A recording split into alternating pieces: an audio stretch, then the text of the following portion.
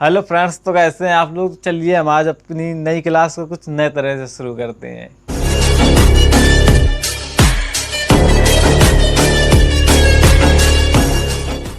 पिछली क्लास में हम लोगों ने सिंधु नदी तंत्र पढ़ा था और कुछ से जुड़े कुछ टॉपिक जो थे हमारे वो छूट गए थे, और आज हम लोगों को पढ़ना था सिंधु नदी।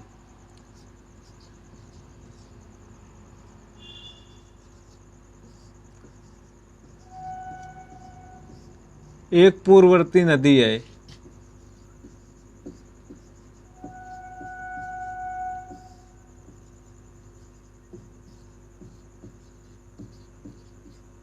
अब पूर्ववर्ती नदी कौन सी होती है? वो पूर्ववर्ती नदी वो नदियां होती हैं जो मान लीजिए इस तरह से कोई नदी बह रही है।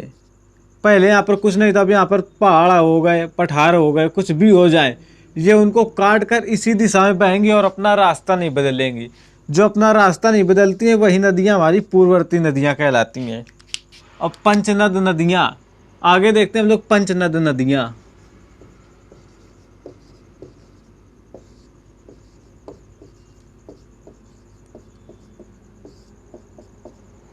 पंचनद नदियाँ में हमारी आती है नंबर 1 रावी, नंबर 2 व्यास, नंबर 3 हमारी सतलुज,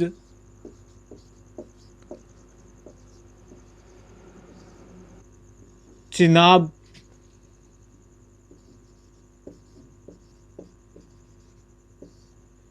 और झेलम। 1 2 3 4 5 झेलम।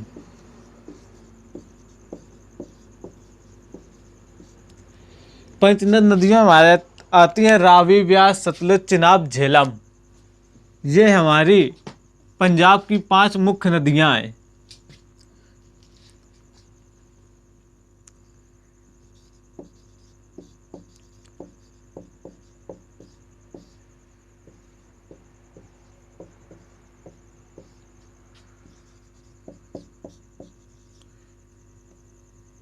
पांच मुख्य नदियां हैं।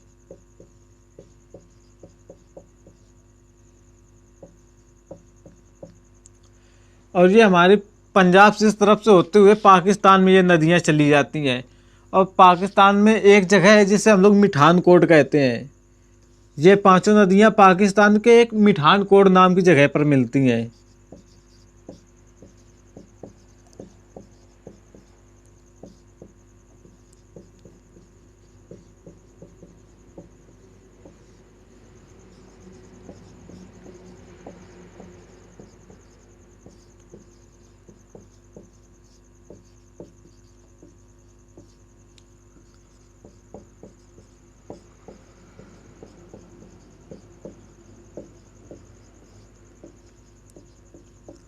ये नदियां पाकिस्तान की मिठान कोट नाम की एक जगह पर मिलती हैं और लास्ट में अपना जल ये कराची से पहले अरब सागर में गिरा देती हैं।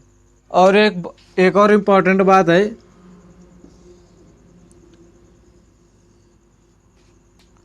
सिंधु नदी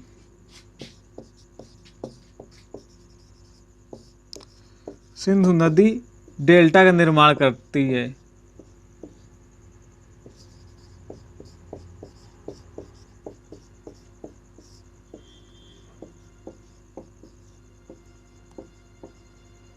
ये भी नोट कर लेना, सिंधु नदी डेल्टा का निर्माण करती है। चलिए इसका स्क्रीनशॉट ले लीजिए, फिर हम लोग चलते हैं आगे। तो चलिए हम लोग आगे देखते हैं सिंधु नदी के बाएं तट की सहायक नदियां।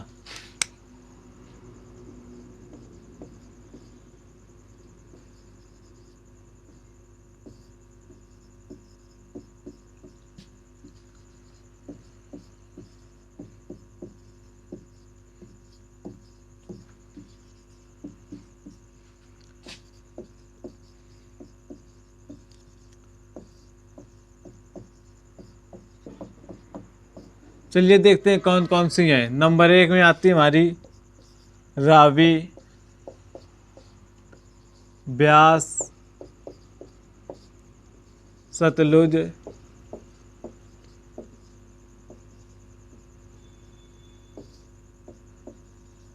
झेलम, चिनाब, जास्कर। चलिए इतनी ही लिखते हैं, बाकी हैं तो बहुत इंपॉर्टेंट, जितनी उतनी लिख लेते हैं। इसके बाद में हम लोग आते हैं दाएं तट की सहायक नदियां।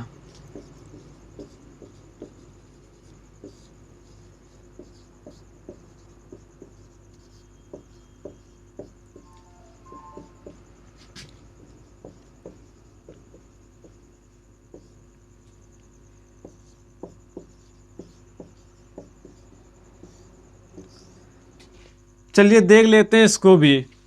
नंबर 1 पे हमारी आती खुर्रम,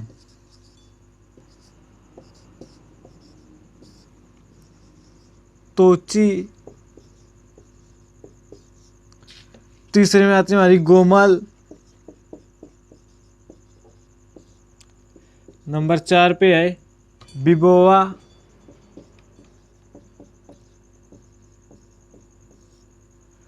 नंबर 5 है हमारी सेंगर।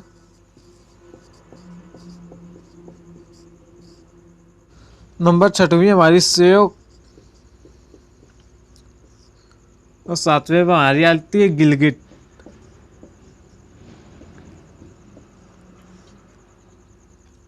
चलिए एक बार हम लोग इसको फिर से देख लेते हैं। सिंधु नदी के बाएं तट की सहायक नदी हमारी है रावी, व्यास, सतलुज, झेलम, चिनाब और जास्कर। वहीं पर सिंधु नदी के दाएं तट की सहायक नदियां तुर्रम, खुर्रम, तोची, गोमल, बिबोवा, सेंगर, श्योक और गिलगित। चलिए इसका स्क्रीनशॉट ले लीजिए, हम साइड हो रहे हैं। तो चलिए हम लोग चलते हैं आगे, देखते हैं हम। सिंधु नदी,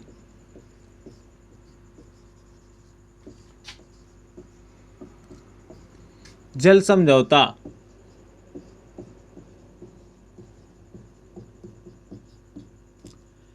सिंधु नदी जल समझौता हमारा जो कि पाकिस्तान के साथ में, और ये कब हुआ था? 1960 में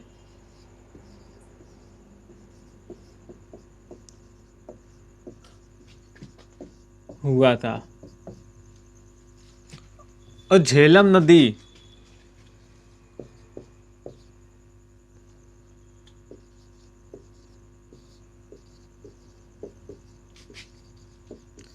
झेलम नदी का उद्गम वेरीनाग, वेरीनाग झील के समीप शेषनाग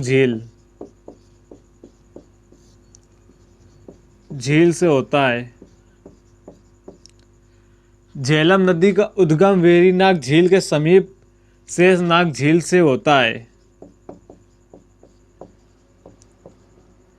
और झेलम नदी के किनारे हमारा कौन सा शहर स्थित है?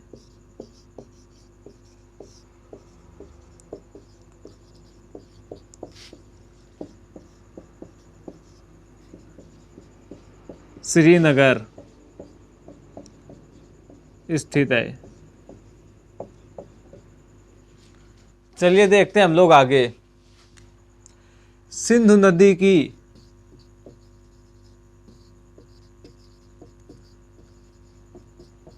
सबसे बड़ी सहायक नदी,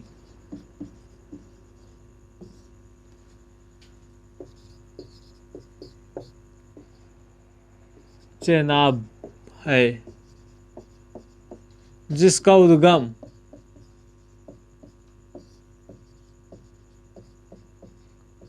बारालाचला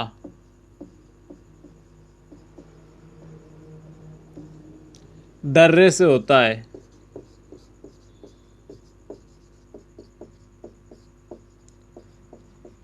चिनाब नदी को हम लोग आस्किनी भी कहते हैं। सिंधु की सबसे बड़ी सहायक नदी चिनाब नदी है, जिसे हम लोग आस्किनी भी कहते हैं। और चिनाब का उद्गम हमारे बारालाचला दर्रे से होता है।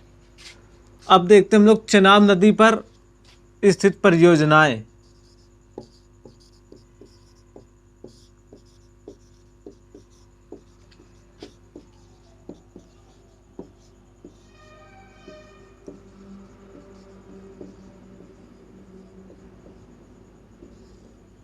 नंबर 1 पे हमारी आती है सलाल।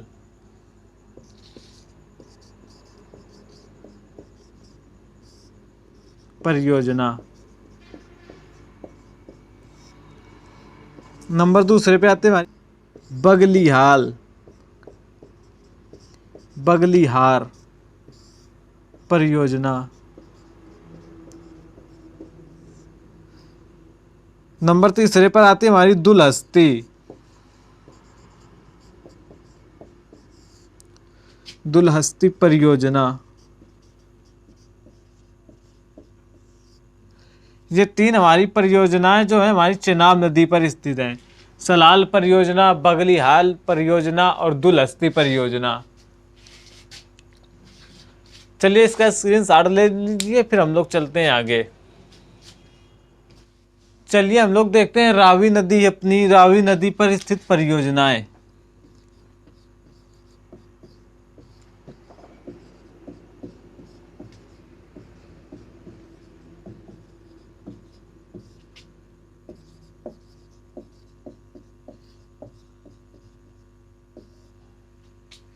इस पे हमारी आती है चमेरा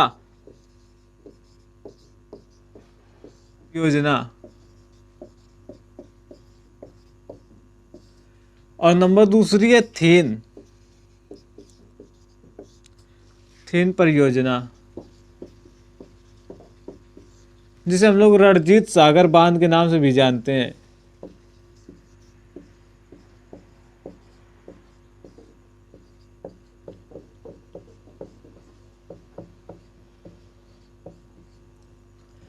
दूसरी हमारी थेन परियोजना, जिसे हम लोग रणजीत सागर बांध के नाम से भी जानते हैं। चलिए हम लोग देखते हैं आगे सतलुज नदी पर स्थित परियोजनाएं। सतलुज नदी पर स्थित परियोजनाएं।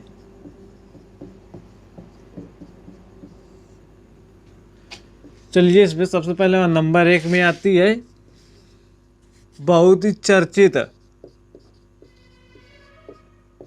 चर्चित परियोजना भाखड़ा नांगल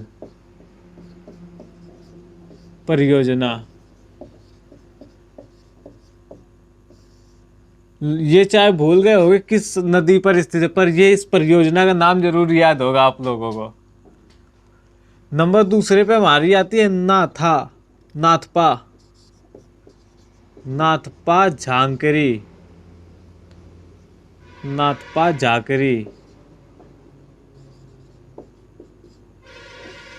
झाकरी परियोजना।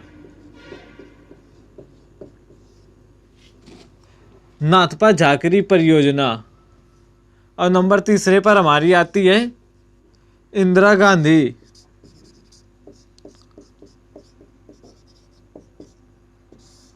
गांधी नहर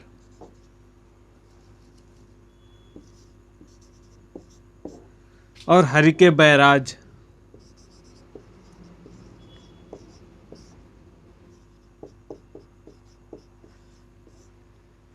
हरिके बैराज।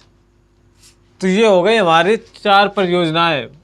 भाखड़ा नांगल परियोजना, नाथपा झाकरी परियोजना, इंदिरा गांधी नहर और हमारी आ गई हरिके बैराज। इसके बाद हमारी लुधियाना और फिरोजपुर जो 2 शहर हैं।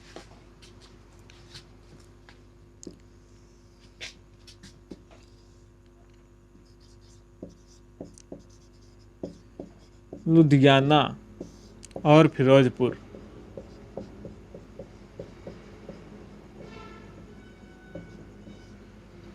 लुधियाना और फिरोजपुर हमारे सतलुज नदी के तट पर हैं।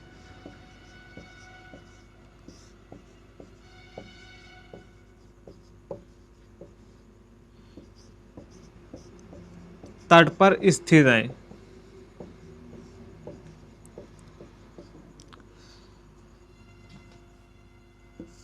तो चलिए ये हमारा आज कंप्लीट हो गया।